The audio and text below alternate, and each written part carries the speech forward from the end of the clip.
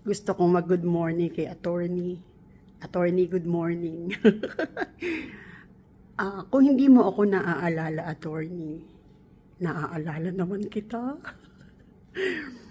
Nagkikita tayo lagi.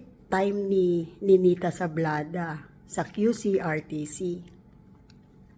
Sana mapanood mo tong mga video ko, mga vlogs ko. Pro Duterte ako eh. Ikaw naman ay hindi. Kaya naman, ako ay nagdaramdam. Lagi mo silang binabanatan. Ang point ko lang, dun tayo sa fact. Ano yung katotohanan ng takbo ng mundo? Legal ba?